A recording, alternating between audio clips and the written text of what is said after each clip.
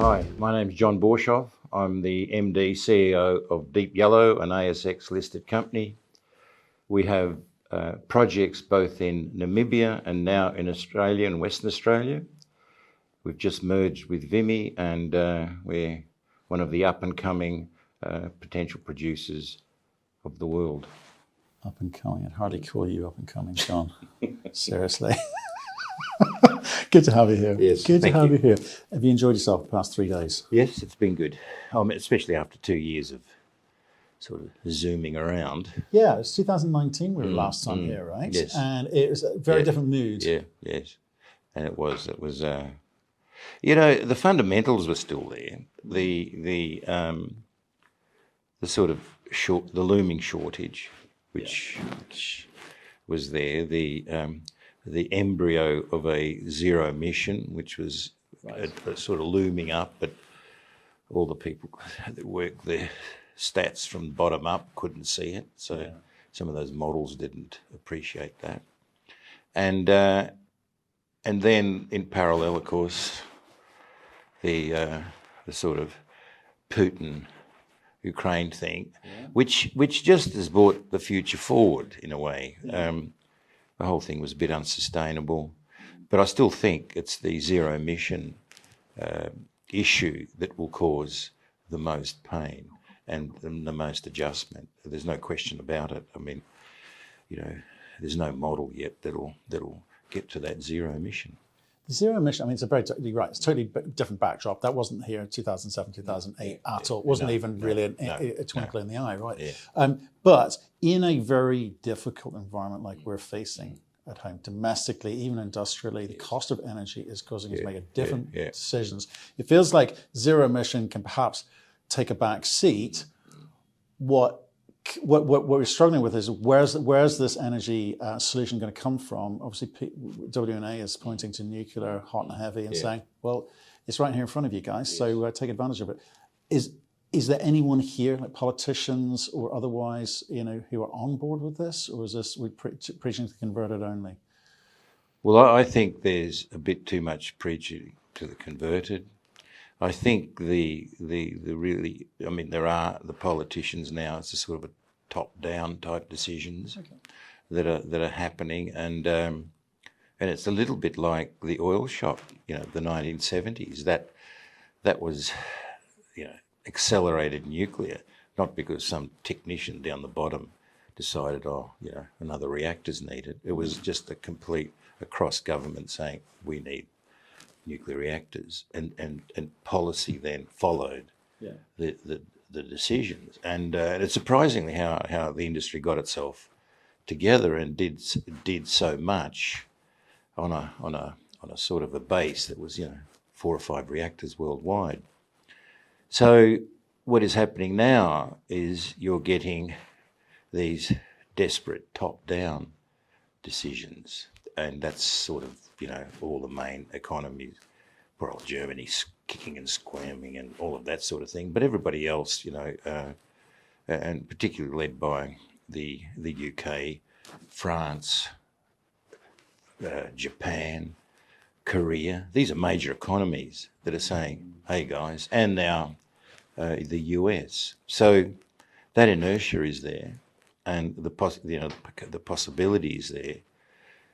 But I still think the industry is a little bit, it just hasn't got that belief, that drive, that, you know, the Elon Musks to say, I'm going to put a rocket up in the sky and I'm going to bring it back and land it and use it again, that NASA couldn't do for 80 years or whatever. You get what I mean? You need those types of people that can do people.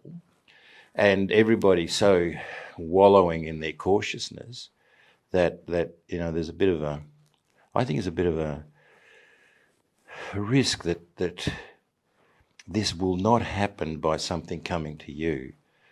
There's an opportunity there, and that sort of industry's got to grab it. I think the SMR people are doing it. Yeah. Some of the SMRs, and they're doing a brilliant job, you know, both in terms of technical development and getting that story out there. Yeah. And then you've got to build 300 of them. You got to admit, I mean, get off your ass. You know, who's going to do that? Yeah. The financiers, oh yeah, bloody this and that. Oh yeah, that's right. And meanwhile, the years are cranking away. So the real sort of rubber on the ground, making that forward momentum, I think this financing thing the UK has done has been brilliant. I think it'll be a model for many countries. And that's redefined the sort of financeability of reactors. But the industry's still got to, you know, you need 4 or 5 sort of Korean-type vendors that are builders with proven performance, and not sort of we built one over the last 5 years. Yeah, well, I've got to get another one going. This has got to be multiple bloody parallel projects being built all over the place. That's what you got to do. I like the kind of top-down decision making because it says the narrative has reached the ears of the top. I've got the bravery to actually say in public, I'm pro-nuclear. That was terrifying for politicians for years, right? Now, how do I make this goddamn thing happen? I agree with you 100%. There's a lot of moving parts. So there's, obviously we're going to talk about the mining bit of it. It's almost easy in a way. Yes. You know, you kind of got the enrichment process, which is hard. It's not quick to ramp that up. And then you've kind of got the SMRs and the reactor side of things. So there's a lot of different people not talking to each other. So how do governments speed things up? Can they improve the permitting process? Can they remove the red tape? Can they just say, look, here's the end point. What's the quickest route to that? I mean, where's the Elon Musk going to come from in this? The Elon Musks may come from the SMR side, Rolls-Royce, right, NuScale, all of these, you know, and the Russians. I mean, we mustn't discount that mob as a big part of the world nuclear, and we have so few builders in this bloody in the planet.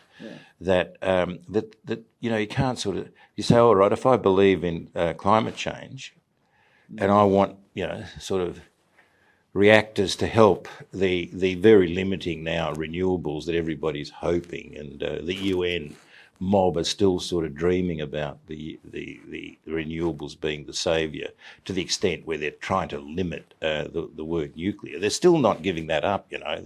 They're fighting a rearguard action to stop nuclear. There's no question about that. But they're pushing against a closed door at the moment, I would have thought. People are going, well, if nuclear is cheap baseload, you know, like I say, money talks, right? You're going to get a lot of pushback from regular people, you know, retail investors. You're going to get a lot of pushback from, you know, people at home with 3 times their normal bill. And industry now. So surely we've never seen a move like this in terms of the change of narrative and the support for this.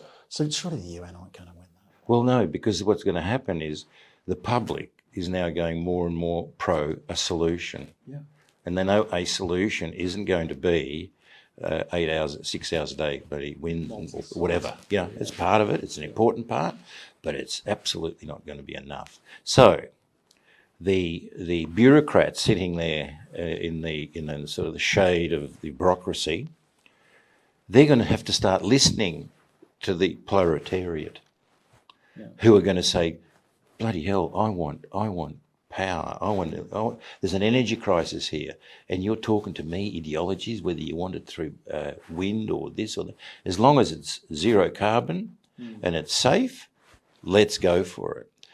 So nobody's saying that. That's the whole thing. That I think a lot more are now, but these sort of United States of Europe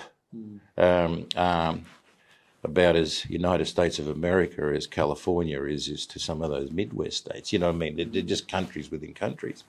And but I think inevitably the push will be, if it's energy, if it's health, if it's shelter and security, that dominates over the whole bloody lot. Back to basics. Yes. And back to basics. And I think that's where it's happening. And I think the conditioning of the nuclear industry over the last 15 years or so, even that group needs conditioning to say we can do it. Yeah. and we have to do it, and not just looking for excuses and why not, and I need government help, and I need this, and I need that, and if you do need it, bloody well, just fight for it. Well, So people are taking to the streets. Yes, we've seen that from Holland, South America, everywhere. People are going, it's too much. Something's got to be changed, right? Look, we're going to get sucked down the politics route, and both you and I are going to be angry young men at that one, right? It's true. Let's talk about WNA, because you're here and take advantage of that. You've been listening to people. What's the most sensible thing that you've heard coming off of that stage the past 3 days? Well, I guess it is that there are certain of the sort of, not just the engineering people, but the engineering that have got a voice in the policy side, and I think they're making real sort of inroads into the need for building, the pace that this building is going to be done at, but the big disappointment is that nobody has said, look, we have to have 800 reactors, it doesn't matter what it is, 800, 1,000, and we have to build them in the next 30 years, 40 years. Once you put that down and you say, look, these reactors, this is what it can do in terms of climate change, energy security, how that marries up with renewables, once you say, well, look, hell, this is what we've got to do, then a solution can be found. At the moment, nobody's giving some sort of a target to say, well, look, we need 600 reactors. Right. Whatever the number is. I'm not, there's all sorts of numbers. You can pick them everywhere. So by not talking about that elephant in the room, you can't then put pressure to bear to say, well, hell, if we're going to get these, we've got to get off our asses. We've got to get skill sets up that can actually perform and build 10 reactors a year, like China is going to do. So essentially, you've got to say, okay, we've got to build, 40, 30 reactors a year. When you multiply that out by sort of 20 years, you have the 600, but it's not going to be just puddling around with 3 or 4 reactors. It has to be a real big push to make it. But I think that's kind of coming, because I think politicians globally, to a country, to a man and a woman, to a country, are saying, okay, we accept nuclear is a big part of the solution for us, right? But it's coming off the backdrop of globalization, where globalization's caused this problem, right? So you say, well, we need independence, we need energy security for our country, we need to come up with our solution. So there's no kind of governing body, it should sensibly be the UN or similar, saying, look, here's the big global target of sensible energy security globally for, would you believe, first world nations and third world nations, right? We thought we'd have that conversation anytime soon. So I'm not quite sure if there's going to be joined up thinking, but let's assume there's not going to be, because that would require some level of political intelligence. But if you look at Australia, I was showing you electricity maps app earlier, wasn't I? And you're looking at anti-nuclear rhetoric coming from politicians. It's changed a little bit in the past few months. They're getting all of their energy. They're talking renewable, but most states get their energy from coal. Yes, yeah. Right? That's not joined up thinking. No. And that's where the whole world's out of whack. And but I'll tell you something about WNA I've noticed. Nobody talks about the poor people. Nobody talks about energy security in the 2 billion people that they can't have coal and they can't have this. Oh, yeah, they can have a bit of a rooftop solar, which is just, it's great, but, it's not enough. Yeah. So if you're going to try and sort of solve this thing, I mean, you've either got to say, look, either the new world, the modern world, the developed world puts more into nuclear, and that frees up a credit line for a bit more for coal to continue or in the poorer countries. Well, because it's not going to stop. John. But it's not going to stop. We don't want you using the kind of technologies we've been using up until now, because we've changed our mind. I know. So that's why you're paying $400 a tonne for coal. I wonder why that is. I know, and that's not going away. And that's not going away. So, and that's why that sort of whole realising of balance of what one needs to do to start solving this problem on top of then this problem of, supply chain issues and how this bifurcation of the planet is happening, and to deal with it and say, oh, well, we couldn't do it before. Well, let's try it now with a handicap. And it makes the problem even more difficult. Yeah. So that's I think the focus. It's still talking about technologies, what can happen, which can do, what can do, and then you get countries or like the Koreans who just are magnificent in what they've done. The Emirates, oh yeah, we'll build 4 reactors, and 8 years later they're sort of there. Yeah. And responsibly. But that's money is made available, right? And because they say, I think the Koreans are sort of looking to the future because they make long-term planning. Middle East, because they got cash, and they want to move from fossil fuels, right? They've got a different agenda. You come to the UK, it's like UK government's going, well, we don't want to pay for that. Yeah.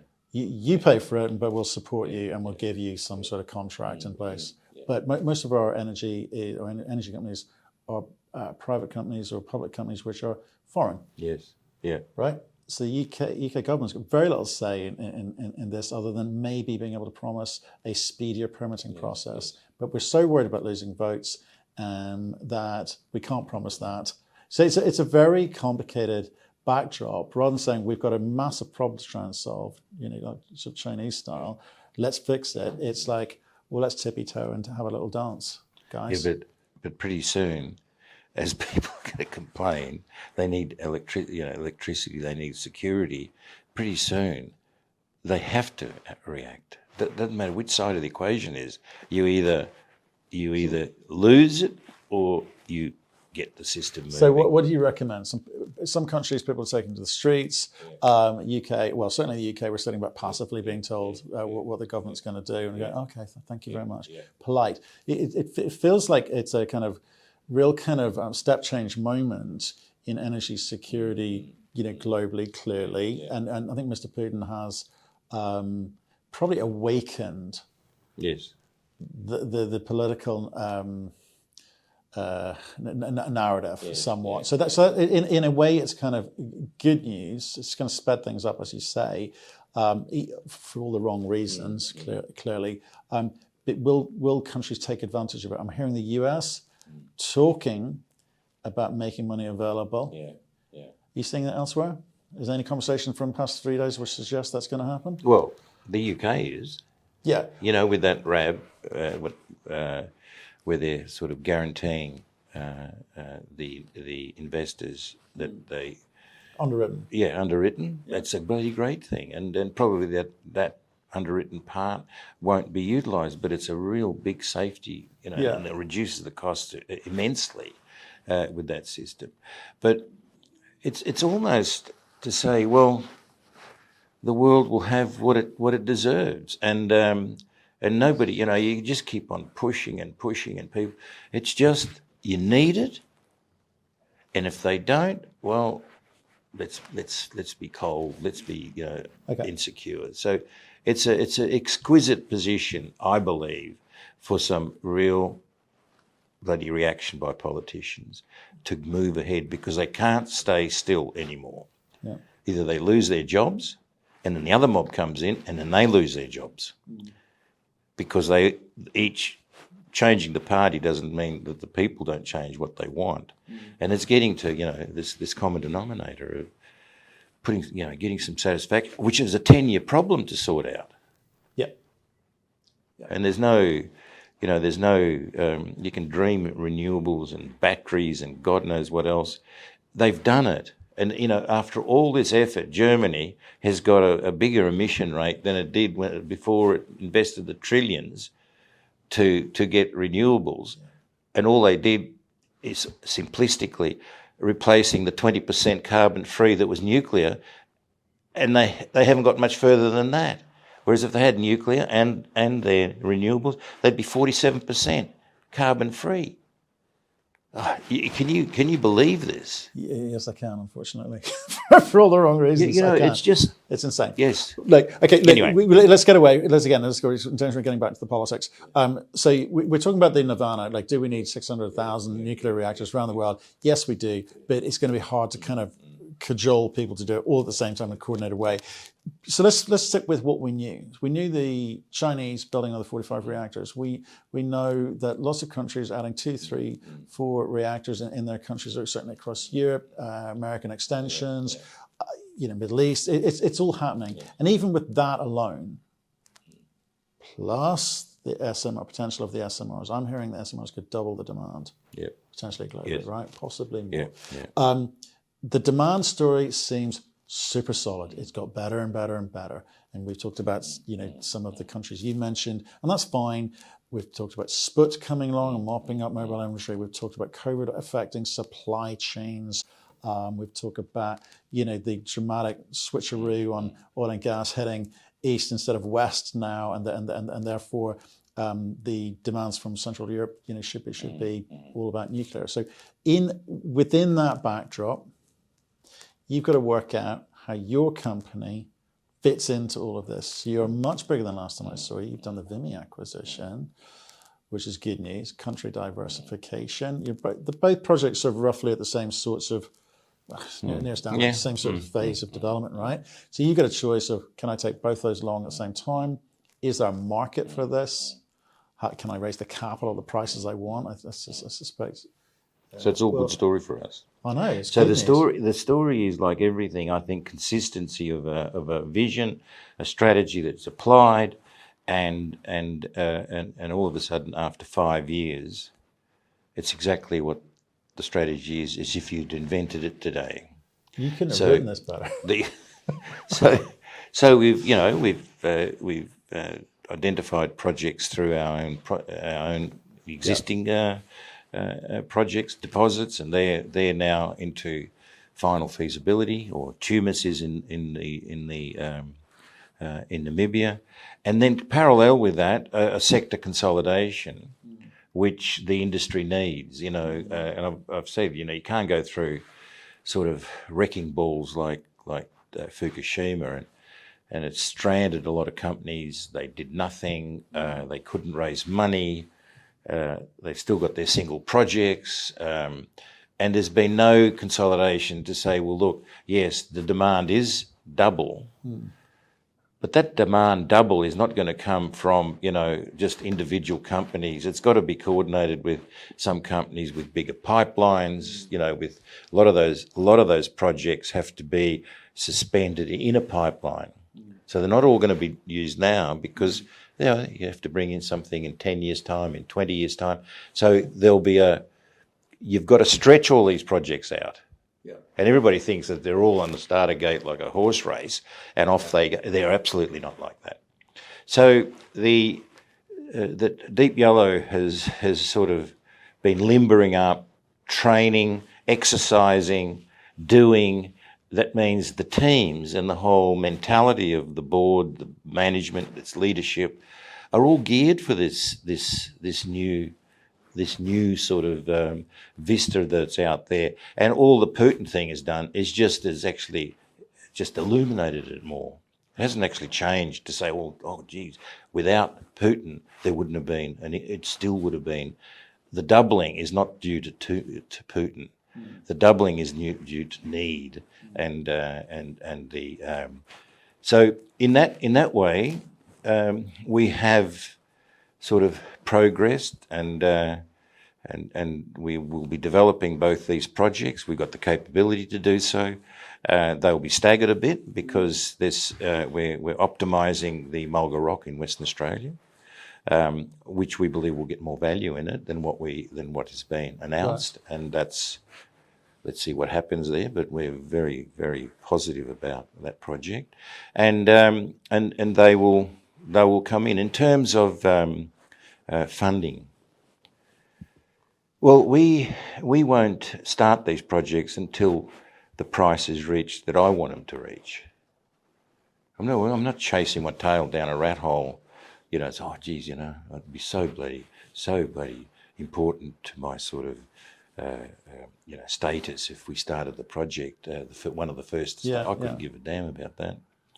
It'll be when the price is right. I believe the supply situation is in such a situation that the demand will take. And what does that look like? Okay, because like I say, I had a Athabasca explorer developer come this morning. Oh yeah, which explorer? I won't go there. Yeah, well, just tell me which side of the basin. No, you'll like what he says. Yeah, you'll like what he said because it was refreshingly honest, right? He said, "Look, we're not the next cat off the rank, but that's fine. We know where we fit. We may be 10, 15 years away, but we're working to that end, right?" So that was a proper conversation, right? So, and there's nothing wrong with that because the demand far outstrips the supply, okay? Far outstrips. We need all of the above. But what you're talking about is the order of play here. So I'm sort of interested in when you're looking at the price needs to be right. That number has changed, not just for you, for the market as a whole, because costs have gone up. Inflation is real.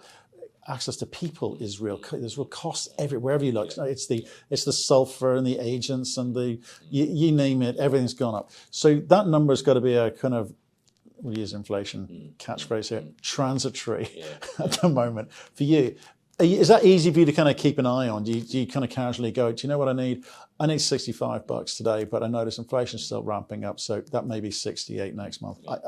How do you make that call? Well, I think the prices we've had in it, and a lot of people are using inflation as an excuse for their own bad mistakes. So let's not blame everything on that. Everyone, some people.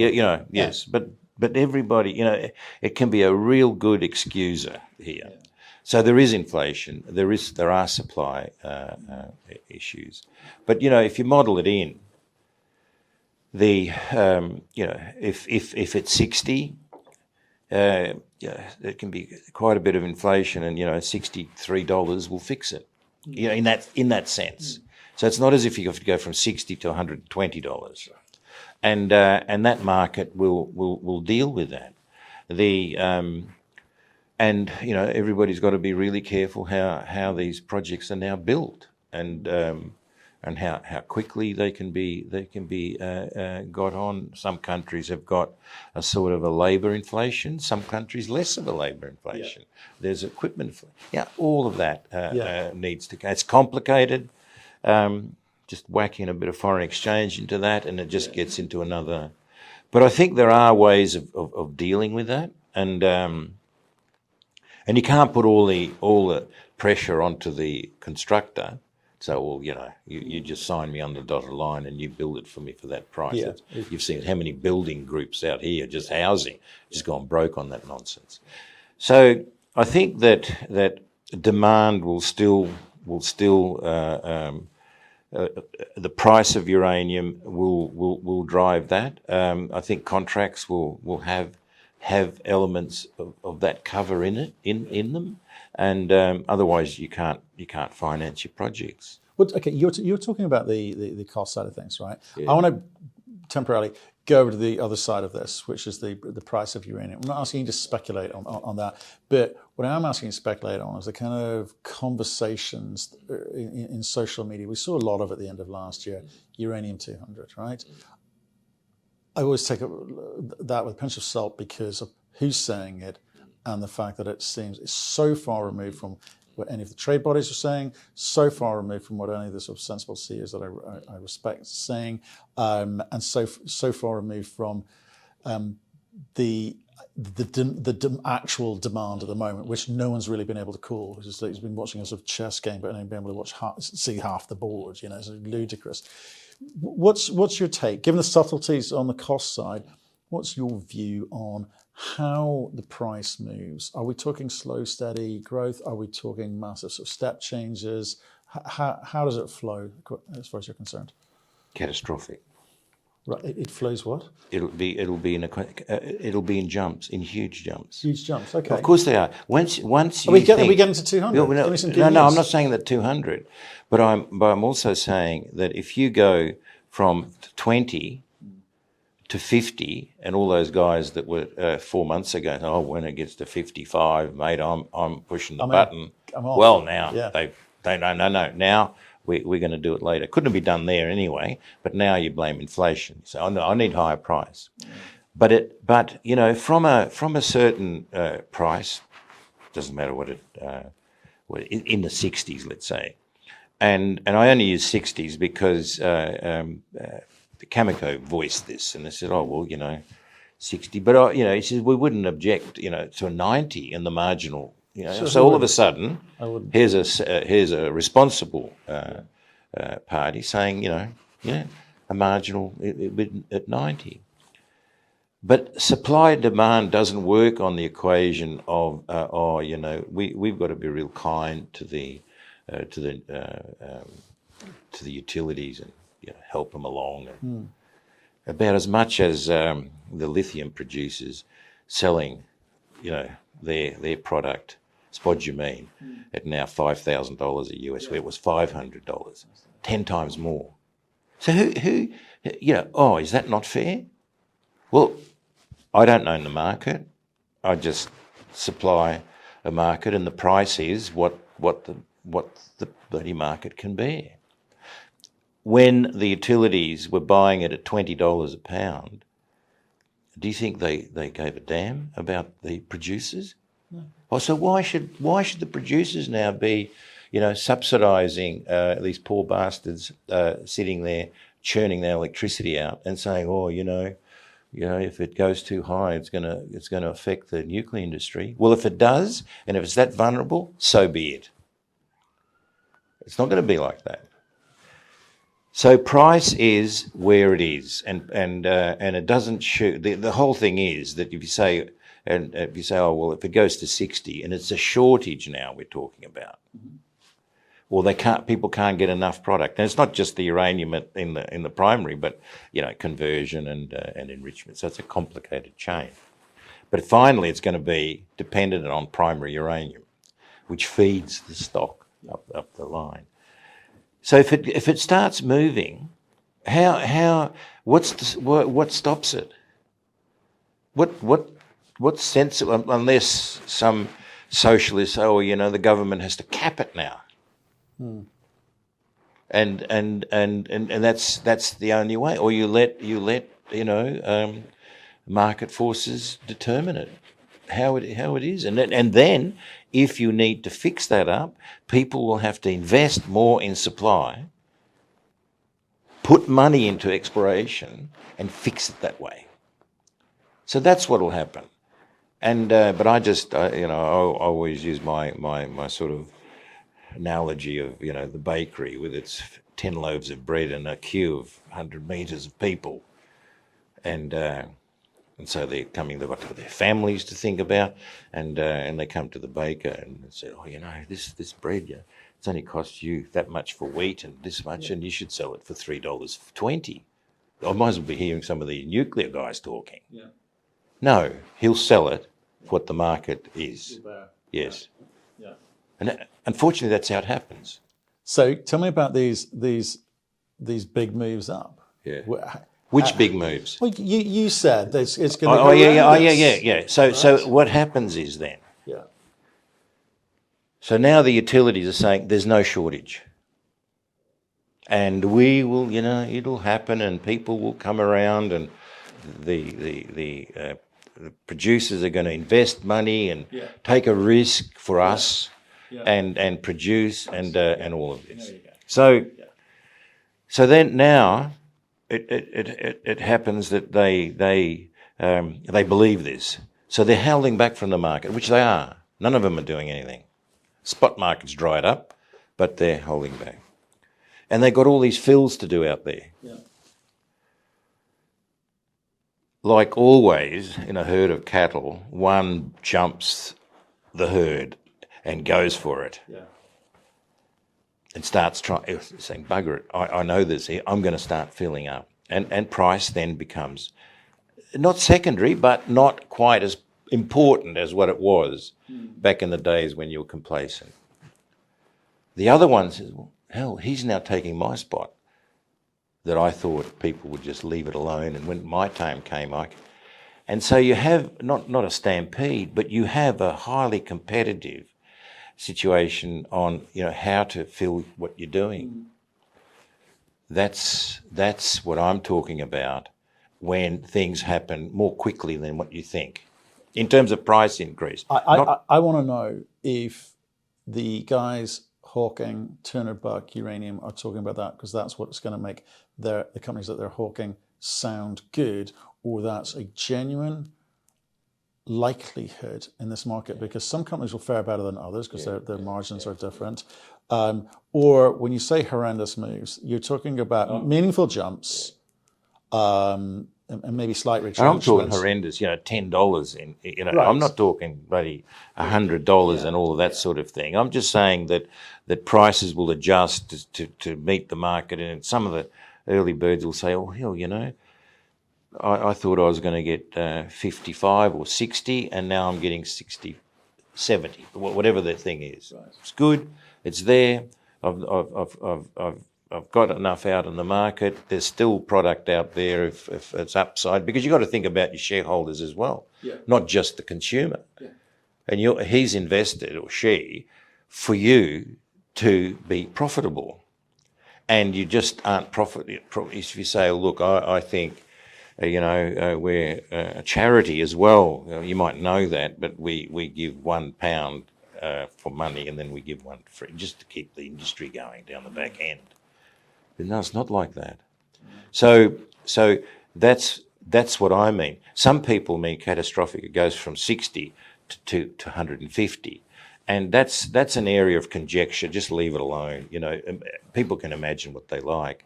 If it's going up, you got to say, what's going to stop it to sort of continue to go up? And what it is supply. Yeah, no, absolutely, right. But I want to have a real conversation about this, and it's very rare that you meet people who have got some sort of agenda, right? Yeah. So if we know what the supply-demand gap is, and the trade bodies are both very good at laying that out for us. We can sort of see this wall of demand coming. Brilliant.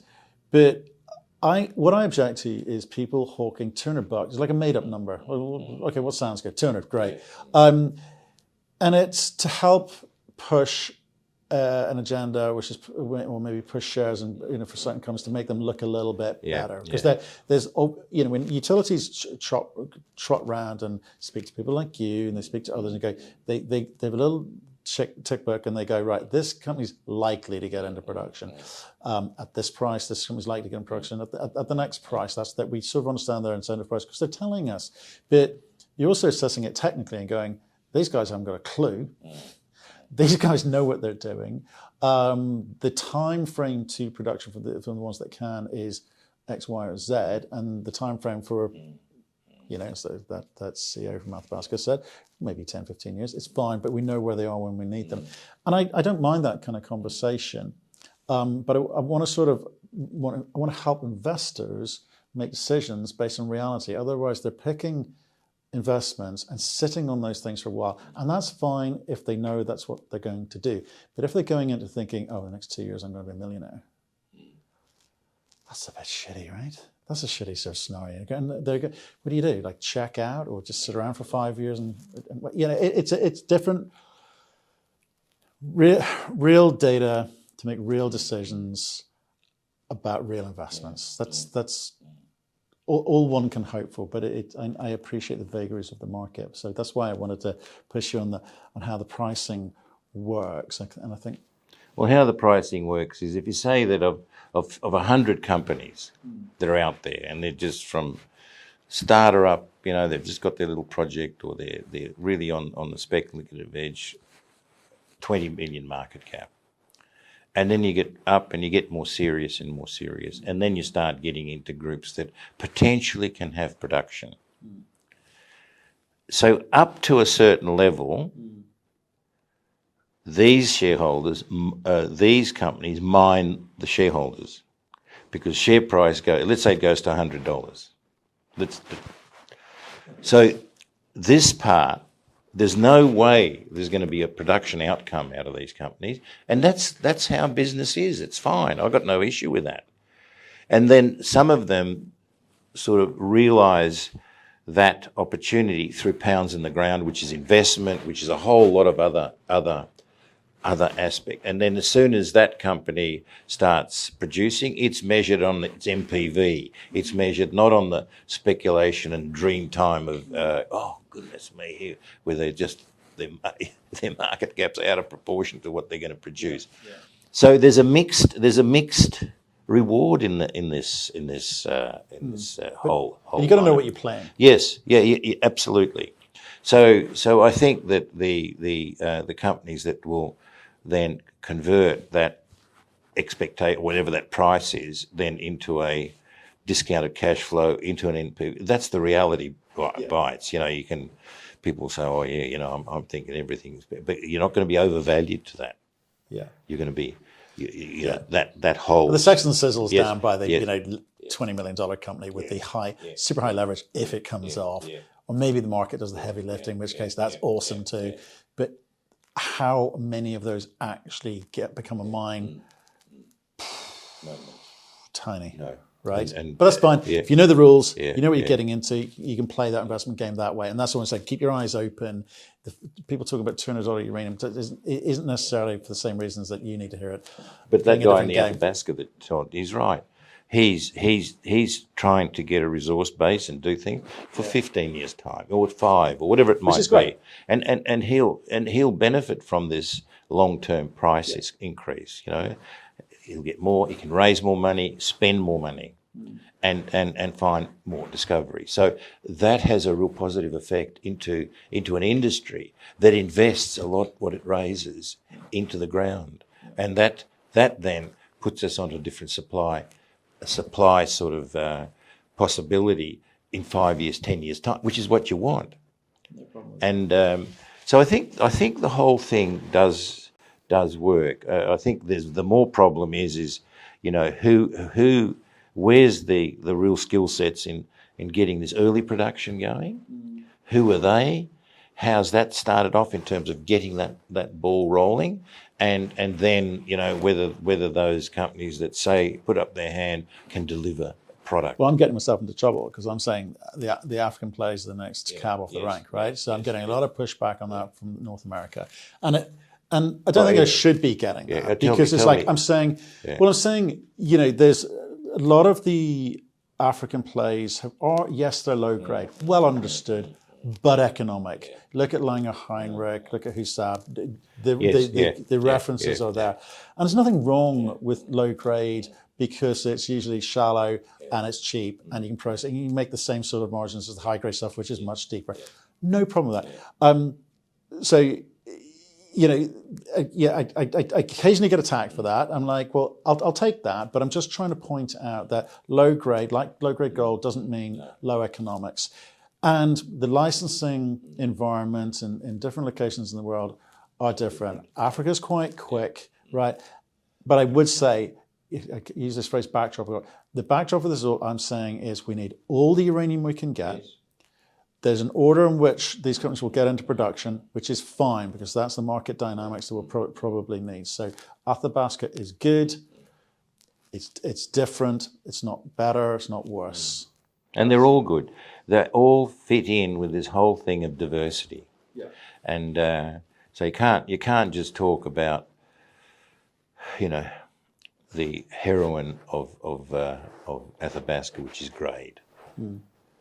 And grade alone doesn't do anything until you get size, until you got all of these sort of things, and then you've got to invest a huge amount. But I don't know if there's going to be a third or fourth infrastructure, or there's more than that, but in the Athabasca outside the southeast, you know, the Fission next gen area. People having a go, but not there yet. But not in you know really building sort of another infrastructure.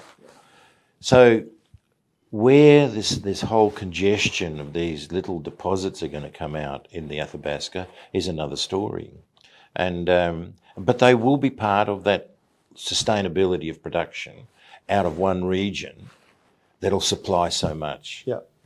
And then people say, oh, look, you know, I need Australia, I need Kazakhstan, I need Africa, particularly the Nigers and the Namibias, which have had a proven history of production.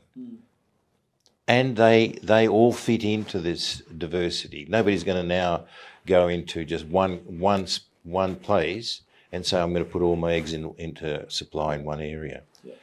So that is all plays into, and it's ridiculous to you know, at 12, as I say to people, at 12% uranium or pitch blend, you don't get a proportionate cost reduction in your, you know, if it's $30 with the lower grade, it's not going to be $2 for, no, it just doesn't, because the whole thing ends up at a certain part in the sort of process translating to dollars per pound.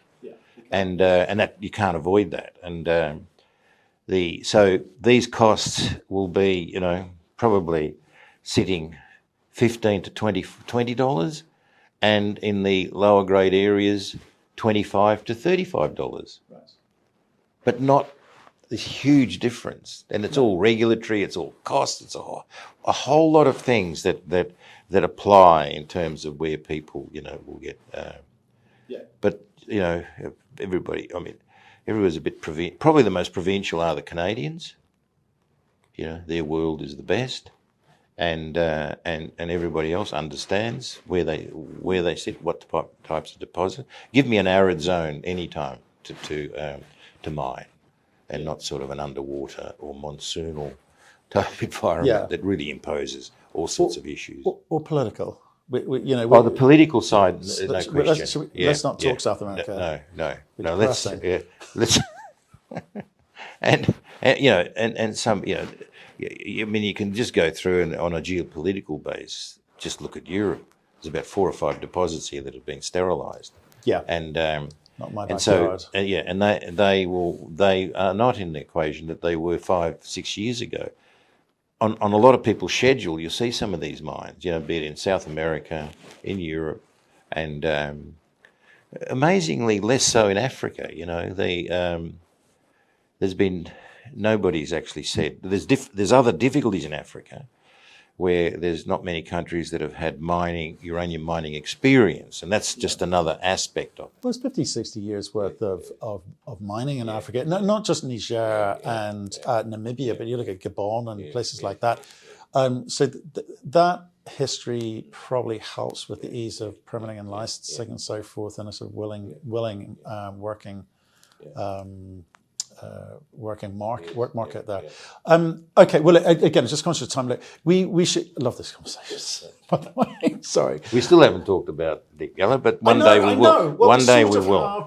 We sort of have, but we haven't talked about it enough. So you've talked about the Namibian component and a little bit about Vimy in terms of Mulga Rock. But what's the kind of you went to the WNA conference this week. The intention of what was it? Just meeting utilities, or was there more to it? I'm not talking to utilities. You're just ignoring them. Why should I? I'm now establishing some old relationships. Okay. But not there to be pumped up. You're here to sell. No. Right, okay. Absolutely not. You go. But you're hard to make, let's say, one sentence. When you guys get to the right price, come and talk to me. But until then, don't even bother. And we're here. You know, we're there. We are delivering on our word. We'll have a project ready for sort of development decision toward the end of next year. Yeah. We've got our ducks in a row with all of that side. Yeah. And when it comes that closer, yes, let's talk. Okay. And grow that. But I'm not here selling apples when I haven't even sort of planted the orchard. Right. So what did you come here for? Who did you want to see? To meet, just to see the opportunities. It's a land of opportunity for supply companies. Yeah. It really is. And so we're looking at, you know, what we're going to do with our existing projects. Our acquisitions have been deliberately for new production. Right. You know, Mulga Rock, you know, 90 million pounds. Tumas. So it's not as if we, like some M&A things, they get a company and it's got 20 projects. Yeah. God almighty. And they're just bits here, bits there. And and And then we've got the Alligator, which is sort of the Athabasca of Australia. And it's just got huge potential. We think that, a third project there in 5-8 years. Right. Okay. And then looking at other opportunities without distracting from getting these into development. And we think, with now our scale is bigger, our group is stronger. We now have sort of currency, equity currency, and to think about, say, hey, what about this idea? Yeah. And so they're the issues. VIMI is not the end point of our sort of strategy. Yeah. In fact, it's the beginning of reflecting that side of. Because there were a couple of. Well, there was certainly one company I've got in mind. Last cycle went round and bought up a lot of companies and created huge value without necessarily doing too much. And if you look at sort of Encore now, we've just seen UEC do something similar. Denison, very ambitious. This M&A activity is good. Some of it, to me, feels like backfilling valuation. Some of it because there's actual genuine intent. But to your point, some of these companies are now sitting on some more than others, sitting on a ton of portfolios. And like, well, how do I move this forward? What do I do with this? Do I just divide and conquer and offload some of the crappier bits? Because there'll be lots of new entrants in this market, it. But for you, you've got a quality, not quantity approach. We've talked about it in the past. Namibia, Australia, good. Is there any other jurisdiction in the world which can make sense for you guys? Yeah. So it's not just Africa. It's not just Aussie. No, it's it just depends on what magic happens and all of these things. I think that our opportunity base is more restricted, and there's various ways we can take this sort of expansion through acquisition, and I won't go into that, but there are different approaches that satisfy an objective, but in a different way. But the whole other thing is that you've got 15, 20 companies now that have got collectively between them, 160 prospects. Yeah. They're unmanageable. They're just a smorgasbord. Yeah. So, and then when you looked at the sort of the halcyon days, and not too halcyon, there were 400 companies around.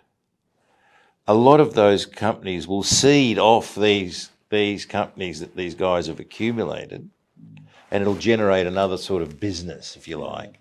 And those businesses will inject more money into individual projects that normally people wouldn't put money into it, and that's how the exploration play will open up. But what's chances of success there? Are those stranded assets in the sense that no one spent the money to see what's there? Or are they stranded because it's another reboot story and it didn't work last time, it's not going to work this time? No, if you look at the companies that have got, their portfolios, and I won't mention what they are, but there's quite a few of them. They're mature, they've got dozens of, prospects, bit of resources, bit of this, bit of that. Unmanageable. If you're going to focus on really getting real value, you've got to say, this is what I'm doing, and I need somebody else to do this. Okay. So those are the seed beds for new IPOs that'll put money in. They'll devote to this, and some of them will fail, but some of them will find things that people didn't and cannot apply. Nobody can apply. A junior, even a mid-level junior, can't apply to 20 projects and just put money a little bit here and a little bit there. All you're doing is just servicing sort of tenement costs and commitments. So those companies, that's where the growth will come in terms of exploration effort. Okay. That's where we really need effort to sort of fill the requirements, the supply requirements for that 2035 to 50. And that hasn't happened because at the moment everybody's just sort of harvesting the pre-churnable deposits, mostly, apart from next gen and fission. Yeah. Most of them have been found ages ago, and you really need new discoveries, and it's possible. But what happens is the the nuclear industry, we don't know if we build 1,000 reactor or 800 or 5, whether there's enough supply. Well, yes. Price of uranium increases supply. But nobody's going to say, if you want 800 reactors, we'll now find it for you, and so that you're guaranteed of surety. It doesn't work like that. Those resources will build up, and there's enough competency in the producing industry, in the producers, to spend, to explore, to develop, and let them worry about building the bloody things, and the business that knows how to find, discover and develop, and let them worry about supplying, and in the middle is the price. And that's all it is. And that's not been allowed. Everybody's sort of a little bit socialistic, how can we risk building when there's no product? Well, there is. Yeah, that's what I'm saying. There will be. Of course there will be. And so that sort of reliance of the industry as a whole, conveyor belt, and the whole process, and and everybody sort of looking over each other's shoulder. Where's supply? I can only work if I get uranium for bugger all. So your company, DYL, you're happy with the model that you've got. Obviously, they're saying, Vimy, first cornerstone transaction for you guys. You've still got plans ahead of you, and you think you've got time to do that rather than focus on moving the company, the assets forward, because the market's we'll just move the assets forward there. Well, I mean, you've no rushing into production until the market's ready to pay what's right. Yes. Okay, and I think that will be within 2 years. I think late next year you'll start seeing the real opportunity. Incentive pricing may be getting sort of in areas where you can sort of say, okay, we can. Do you think most people are employing that model of just waiting? Because if I look at someone like GoviEx are moving just into feasibility stage, but you've got a Bannerman moved into definitive feasibility. You've got in fact we spoke with Stephen Roman early today at Global. They are mobilising on the ground. They're trying to. Global are trying to move things forward in this market. I guess they feel that they can get the price of the contracts that they need for their projects. And there are other developers around the world who've got slightly different models from you. So why is yours any more right than theirs, or does it not matter? Well, I've been there. I know how it is. I don't get any kudos out of being the first guy and say, look, guys, I'm suffering my shareholders, but I actually we got going first.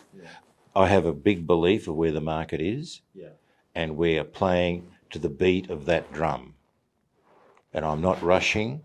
We are sort of moving at pace in terms of feasibility, design, and all of that, and getting our sort of project financing organised. But finally, I've got to think of the shareholders, and it's not. I'm not missing out on share of product because somebody's coming in and jumping in. There's no issue about that. And of course, we're probably one of the only groups outside of the majors that have delivered on product. So yes, all of these guys that have told you, I'm going to do this and I'm going to do that, just ask them, have you actually built a mine? Ask them that. That's quite a fundamental requirement here. You can't just get consultants in and pour it into the whole thing and say, well, here we go. Yeah, and then, So, but it's a free world. Everybody can do what they like. I think the model we're deploying is right. I've invested in teams, in real teams, across the board, and building up. And with Vimy, we've got new people that are going to add to that team in a genuine way, and that we can talk as equals to majors in terms of the issues of technical, whatever you might want to call. And so, let's see who these guys are that are going to come in, and good on them. Good on them. Good on them. And good on you, buddy. Good on you. Well, look, we love catching up with you as ever. Sounds like things are motoring. I mean, well done, like I say, on the VMing. We hadn't spoken since you did that, so that's good news. If there's more to come, that'll be exciting. And I'd love your take on what's happening out there. So WNA, back to hopefully an annual event going forward. I hope so, yeah. What do you think next year's got in store for us? I think people have got to start measuring up. I think the agendas for WNA, or job talking, have to be sharpened up. Right. And none of these bloody panel things, which people just talk. People have got to put papers out. This is the statement I'm making, and rather just palavering 6 guys in a row. Here's how it Yeah. And test it at all the levels. Test it at the sort of supply level, be it exploration for the beyond the future or production now. Then go to the next level. Go to transport. You know, how are you going to transport this stuff around? Yeah. So there's a whole lot of interdependency in the industry. Never mind the fuel cycle. And I think these have to be really programmed in, but it makes it difficult. The whole issue of having formal papers in WNA's lost that, and they haven't gone through into that discipline. Maybe COVID is the one that sort of disappeared that side of things. But the easiest way to organise a conference is just do it through panels. Bring them together. Boom. Yeah. Nothing to ask a question. Palaver away. It'd be great if it was sort of outcomes focused, wouldn't it? Yeah. Not just say, like, even the white papers and say, right, okay, I'm going to take this to government, I'm going to take this to industry, I'm going to do, and say, well, let's get something moving here, because it is missing that Elon Musk. And that's what we're missing, and we're missing governments here. Yeah. Not their stool pigeons down below, but ministers that have really got balls and to say, no, we're not doing it, or we're doing it. And go here for to them learn how to do it. And for them to listen to how maybe or maybe not the industry's procrastinating. Yeah. Excusing. Right. Oh, we need guarantees. We need this. And I can understand guaranteed in financing because renewables have that. They're paying the equivalent of 2 or 3%, and other industries are 9%. It's just killing. You've got to actually, Okay, well, let's see what happens next year. John, appreciate it, buddy. Yep.